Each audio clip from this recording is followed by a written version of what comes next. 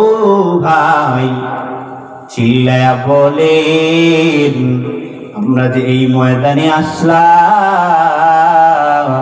কোরআনে কারীমের কথা ওলামায়ে কেরাম বলছে, হইতেছে এইগুলা কি দ্বীনের কথা না? এই জায়গায় আসলে কি সব হয় না পাপ হয়? ওরে বান্দা শুনো, যেই বান্দাটা এই ময়দানে এসে বসতে বলছেন, এই বান্দাটা এখন অনেক মানুষ তো আছে রাস্তাঘাটে প্রচারিং হইছে, মাইকেন হইছে, সারা কান্তলির ভিতরেও তো মাইকেন হয়ে গেল, কিন্তু সবাই আসতে পারে না। আল্লাহ যারে কবুল করছে ওই বান্দায় আসছে। আপনি আসছেন, আমি বলেছি আল্লাহ তাআলা দুনিয়াতে আমাদেরকে ইবাদত করার জন্য বানাইছেন। ওরে বান্দা শুনো, যেই বান্দাটা এই যখন আপনারা এই ময়দানে আসার জন্য বাড়ির থেকে রওনাটা দিয়েছেন, ও বান্দা শুনি নেন, আমাদের কাদের ভিতরে আল্লাহ তাআলা দুইজন ফেরেশতা নিযুক্ত করে দিয়েছেন। দুই দল ফেরেশতা আল্লাহ নিযুক্ত করে দিয়েছেন। ডান কাদের ফেরেশতা যারা আছে তারা নেক আমলগুলো লিখতে থাকে, যারা বাম কাদের ফেরেশতা ওই ফেরেশতাগুলোর বদ আমল লিখতে থাকে। ওরে বান্দা শুনি নে, ও বান্দা, যেই মানুষগুলা এই ময়দানে আসার জন্য 2 দিন আগের ভিতরে নিয়তটা করে দিয়েছেন, ডান কাদের ফেরেশতার কাজ, বাম কাদের ফেরেশতার কাজ কি জানেন? যারা ডান কাদের ফেরেশতা আছে এরা হলো সরদার, বাম কাদের ফেরেশতা যারা আছেন এরা এই ডান কাদের ফেরেশতার অনুমতি নিয়ে এরপরে গুনাহ লেখে। ডান কাদের ফেরেশতার দায়িত্ব হলো যখন কোনো বান্দা যখন নেক আমল করার নিয়তটা করে দেয়, নেক আমল করার নিয়ত করে, ওই বান্দা যখন নিয়তটা করে দেয়, বলে নিয়ত করা মাত্র ওই যেই নেক আমলটা করতে চেয়েছে ওই নেক আমল করলে যেই সওয়াব, ওই সওয়াব আল্লাহ তাআলা তার আমল নামায় দিয়া দেয়। নিয়ত করেছেন বলে তার কাজ করলে কি হবে? বলে যখন ওই বান্দা নিয়ত করা মাত্র এই তার আমল নামায় নেকিটা লেখা হয়েছে, এখনো ময়দানে আসেন নাই, যদি আসেন, বলে আসলে কি হবে? বলে আপনি আসেন, আপনার আমল নামায় তো আগে সবটা লেখা হয়েছে, যদি আইসা বসতেন এখন আপনার আমল নামায় কি দেওয়া হবে? বলে আপনার যেইটা লেখা হয়েছে এইটা আপনার আমল নামায় 70 গুণ বাড়ায় দেওয়া হবে। কয় গুণ? কত? 70 গুণ বাড়ায় দেওয়া হবে।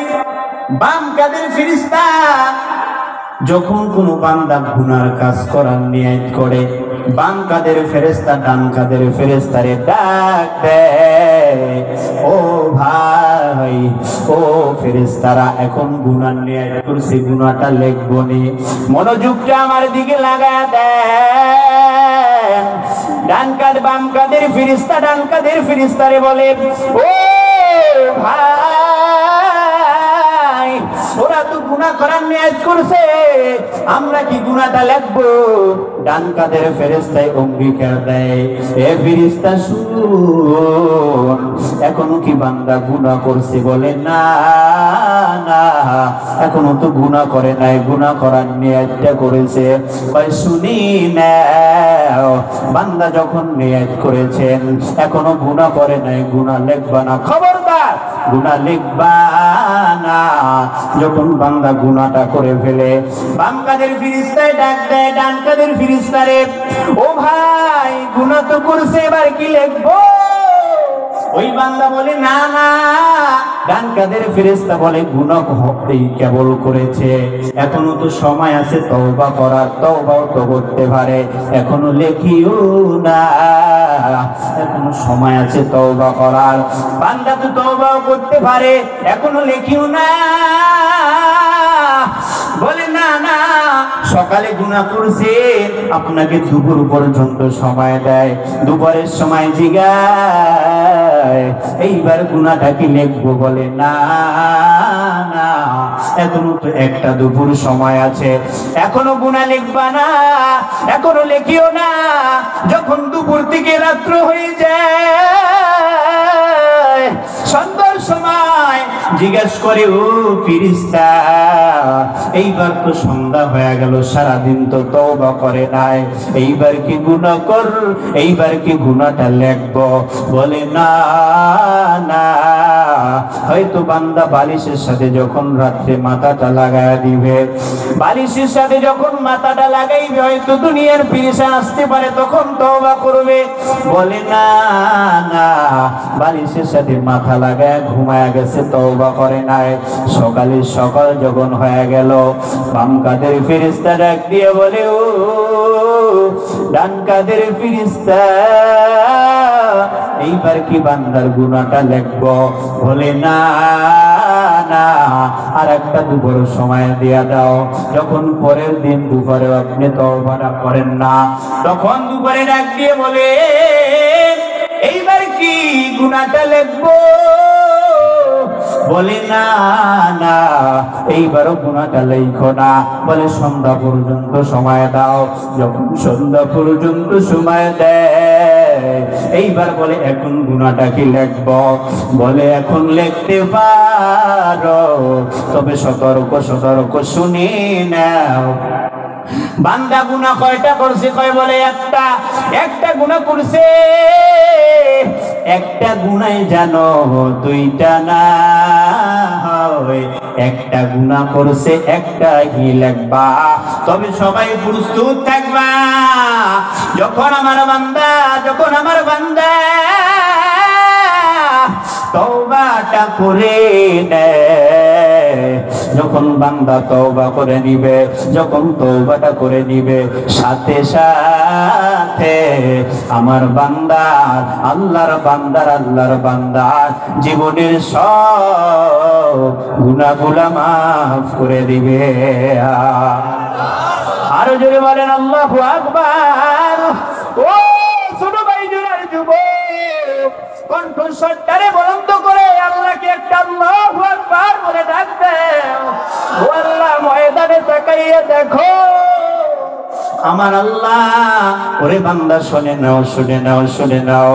ওরে যুবক ভাইরা, গুনাহ করে মনে করো আমি তো গুনাহ করে ফেলেছি, আমার আল্লাহকে আমারে মাফ করবে নি। ওরে বান্দা শুনি নাও, আমার আল্লাহর দয়া আর মায়া কেমন। এই পৃথিবীতে যেই বান্দা সর্বশেষ জান্নাতে প্রবেশ করবে, ওই বান্দাকে যখন ওই বান্দা থাকবে জাহান্নামের ভিতরে, সব দুনিয়ার মুসলমান গুলো যখন জান্নাতে ঢুকে যাবে, সবাই জান্নাতে ঢুকে যাওয়ার পর শুধু একটা ব্যক্তি থাকবে যে মুসলমান ছিল, কালিমা গ্রহণ করছে, কিন্তু এই বান্দার আমল নামায় একটা নেকের আমলও নাই। এই বান্দা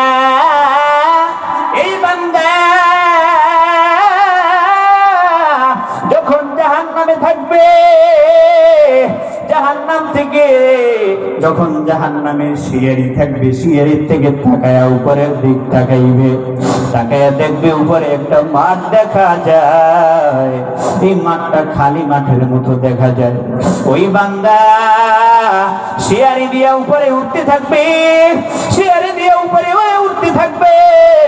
যখন একেবারে কাছের শিয়ারি পর্যন্ত উঠে যাবে, যখন উঠে যাবে আবার টস করে ভিতরে পড়ে যাবে, আগুনের ভিতরে পুরে সারকার হয়ে যাবে। আবার এই বান্দা উঠতে থাকবে, যখন উঠে যাবে প্রথম শেষ শিয়ারিতে উঠে আবার পড়ে যাবে। এই বান্দা যখন আবার তৃতীয়বার উঠবে, আবার উঠে যাবে, আমার টাস করে জাহান্নামের ভিতরে পড়ে যাবে। করে দুনিয়ার মানুষ ভালো করে শুনে নাও, শুনে নাও, শুনে নাও। যখন চতুর্থবার উঠে যাবে, যখন উঠে যাবে উঠা ডাক দিয়ে বলবে, দয়ার মালিক, জীবনটা তো অন্ধকার হয়ে গেল, এত বছর জাহান্নামের আগুনে জ্বলতে জ্বলতে আমার জীবনটা কয়লা।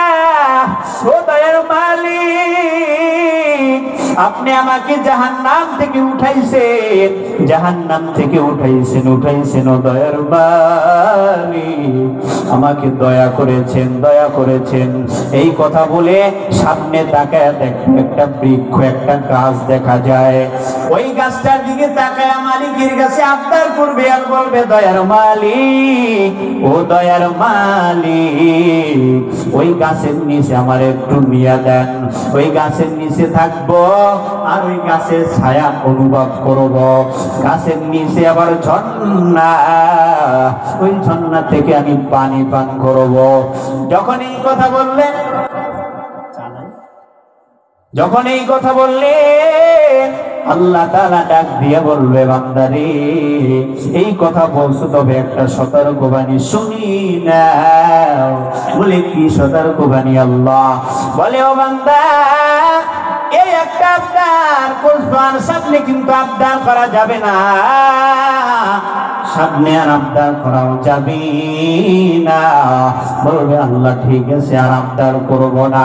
ওই বান্দা যখন ওই গাছের তলায় আল্লাহ তাআলা নিয়া দিবে, ও বাজার, ও বৃদ্ধ বাবাজিরা, ও যুবক ভাইরা, ও কুচি কাঁচা বাচ্চারা, সবার ফলকটা আমার দিকে লাগায়া দেন।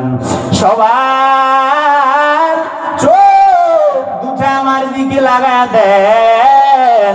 ওই বান্দা যখন প্রশ্ন করবে, আল্লাহ, আমি আর আপনার কাছে কিছু চাইব না, এই একটা জিনিস আপনার কাছে চাই, আল্লাহ আগায় দিবেন। ওই বান্দা ওই গাছের গোড়ায় গিয়া এরপরে সামনে তাকায় দেখবে, এর থেকেও আরো বড় একটা গাছ দেখা যায়, যেই গাছের ছায়া আরো বড়, এই গাছের ছায়া আরো বড়, থেকেও এর নিচে বড় ঝর্ণা। এই ঝর্ণার দিকে যখন বান্দা দেখবে, এইবার আল্লাহর কাছে বিনয় হয়ে বলবে, মালিক,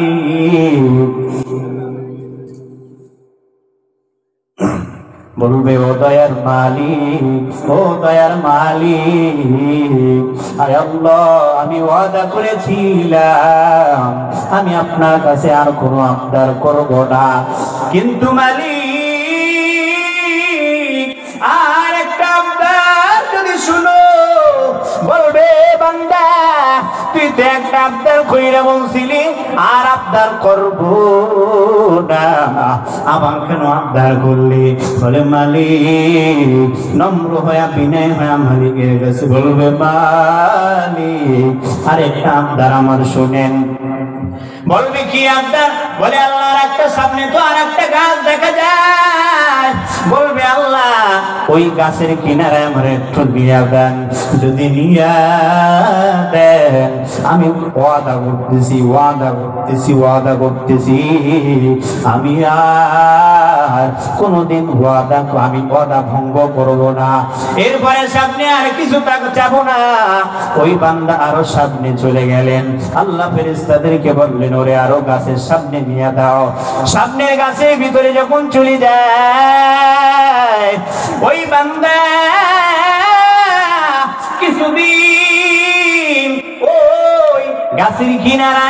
ওই গাছের কিনারায় থাকার পর তাকায় সামনে তাকায় দেখে আর একটা গাছ দেখা যায়, যেই গাছটা স্বয়ং জান্নাতের সামনে।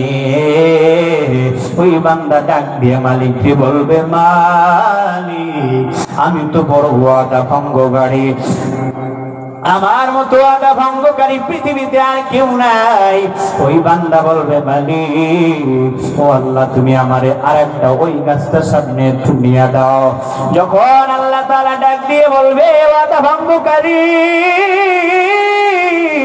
তুই তো বারবার ওয়াদা করেছো, আবার ওয়াদা ওরে বান্দা তুই শোন শোন, এত ওয়াদা ভঙ্গ কেন করো? ওই বান্দা ডাক দিয়া বলবে মালিক, আয় আল্লাহ আমি ওয়াদা ভঙ্গকারী, আমি স্বীকার করি আমি ওয়াদা ভঙ্গকারী। আয় আল্লাহ জীবনে তো মনে হয় জান্নাতে যাওয়া হবে না, আয় আল্লাহ জান্নাতে যাইতে পারি আর না পারি, ও মালিক আমার একটু ওই জান্নাতের